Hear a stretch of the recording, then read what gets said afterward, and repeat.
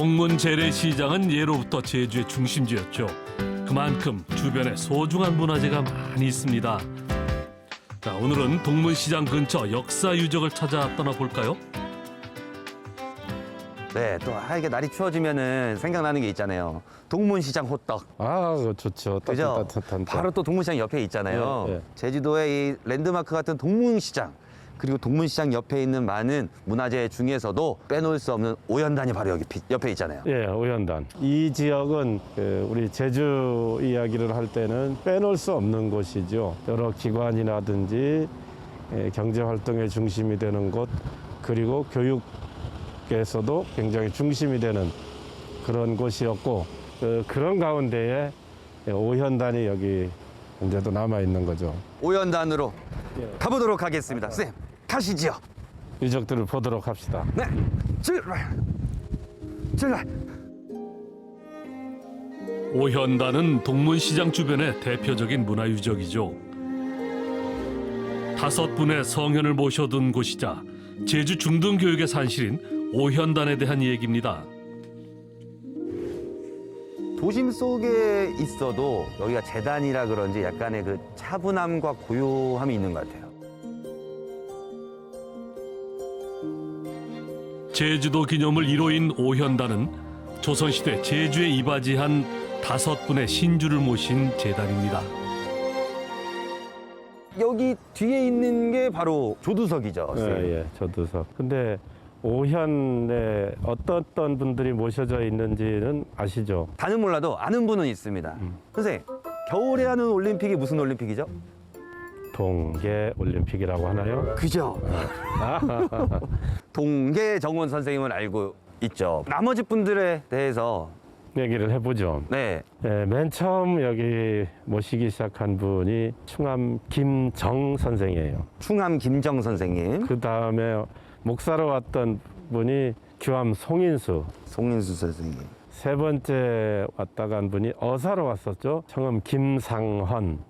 네, 그 다음 동계 정원하고 우암 송시열. 5분 모두가 조선시대 때 전부 다 이렇게 배양이 되신 건가요? 그렇죠. 다 조선시대 사람들이고 당시에 배향하는 대상을 누구로 하느냐 정하는 것은 네. 제주에 왔던 목사하고 그 유림하고 합의를 했어요. 그렇게 해서 5분을 그때 모시게 된 것이고, 오현단이라고 하는 것이 생기기 전에는 네. 귤림서원이 있었어요. 그래서 네. 귤림서원은 한번 봅시다. 귤림서원 여기 있어요? 다시 이제 복원했으니까.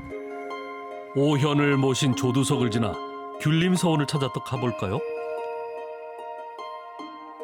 바로 이곳이 이것이 귤림서원. 귤림서원이에요. 오연단 내에서도 가장 높은 곳이에요. 지금 가장 높은 곳에 만들어졌어요. 오현단이 모두 내려다 보이는 높은 곳에 귤림서원이 있습니다. 귤림서원은 제사를 지내는 충암묘와 제주 유생들에게 학문을 가르치던 장수당으로 구성되어 있습니다. 근데 귤림서원은 누가 만든 거예요? 뭐 조정해서 만든 거예요? 원래 김정 선생을 모시기 위한 건데, 김정 선생이 1520년 네. 그때 여기서 이제 유배 생활을 했는데, 그분이 나중에 복권되거든요. 몇십 년이 지났죠. 그때 제주도의 판관으로 왔던 조인후라는 분이 김정 선생을 모시는 사당을 지어야 되겠다. 그래서 처음에 충암묘를 세웠던 것은 옛날 기록에 보면은 가락천 동쪽에 세웠다. 거기가 유배 생활을 했던 곳이니까 충암 선생을 기리는 사당을 세운 것, 그것이 시초죠. 그러다가 1660년경쯤 그때 되면은 당시 목사가 이괴라는 사람인데 네. 장수당을 짓게 되죠. 장수당은 그야말로 학교인데 충암 선생 묘를 저쪽에서 이쪽으로 옮겨오고 그렇게 하면서 귤림서원이 된 거죠. 이렇게 해서 이 귤림서원은 제사와 교육, 그 기능을 갖춘 유교적인 공간, 즉 서원이 된 겁니다. 귤림서원은 숙종 8년에 사액을 받아 임금이 인정한 공식 서원이 됩니다. 귤림서원은 성현을 기리고 유생들을 교육하는 곳이자 지방 문화의 중심지로 거듭나죠. 그럼 이곳에 배양이 되려면 아무나 배양이 되진 않았을 거잖아요. 그렇죠. 네, 그 기준에는 어떤 게 있나요, 선생님? 학자라고 말할 만큼 학식이 높은 분이다. 네. 그 다음은 충절. 그러니까 학식과 충절을 기준으로 여기 배양하는 그 학자들을 선택했던 것 같습니다. 본받고 싶어하는 사람, 그 정도 돼야죠. 네, 그런 분을 여기다가 배양이 됐던 거네요. 예, 제주도이기 때문에 제주도에 관련이 있는 분, 그렇죠. 그러니까 그렇죠. 적어도 왔다 간 사람, 네. 예, 그런 사람을 모신 거죠. 이런 원칙에 따라 민심을 수습하기 위해 제주에 왔던 김상헌과 제주 목사였던 송인수, 그리고 제주에 유배됐지만 도민들에게 학문을 가르치고 저서를 남긴 김정과 정온, 또 송시열이 배양됐습니다. 와, 동교 정원 선생은 제주도에 10년 동안 있었잖아요. 그렇죠. 배양이 될 때 제주도에 있던 기간도 약간의 그 조건이 되는 거예요. 아, 그렇지는 않은 것 같아요. 그분 외에는 네. 다른 분들은 전부 1년 미만 여기 계셨어요. 1년 미만이요? 예, 몇 달, 심지어는 2달밖에 안 된 분도 있고. 그 기암 송인수는 목사로 발령을 받았어요. 네. 근데 나 아파요. 병을 칭탁해서 한 2달 있다가 가버리는 거예요. 그런 상황을 적어놓은 네. 글이 남아 있어요. 아, 한번 보실래요? 네. 네. 아, 이거 띠다. 네.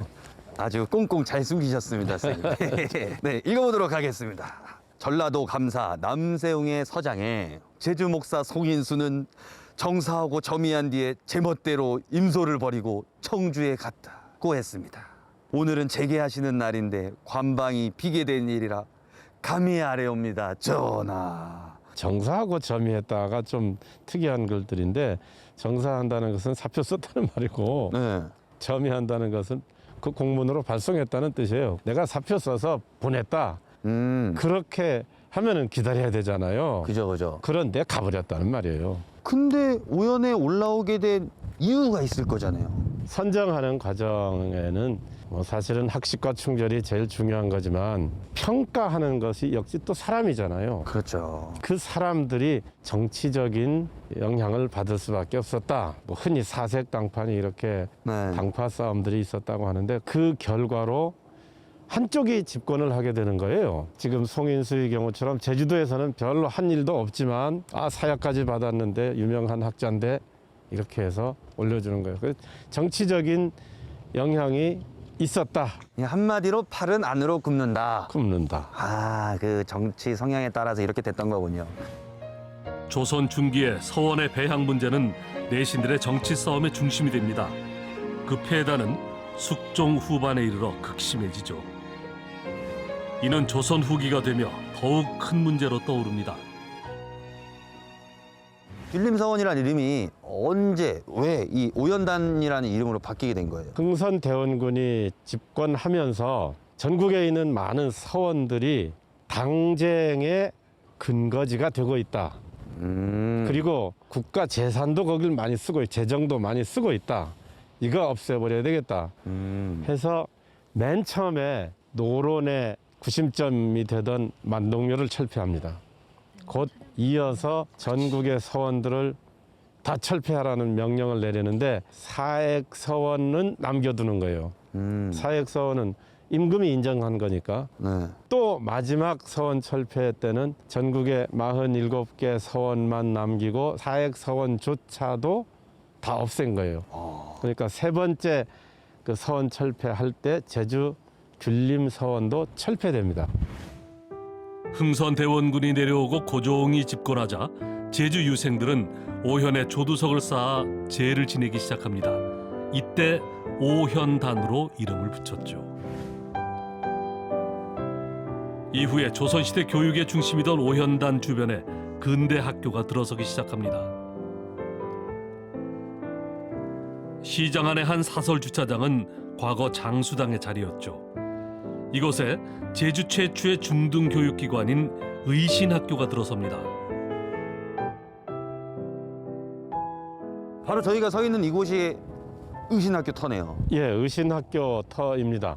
사립학교였어요.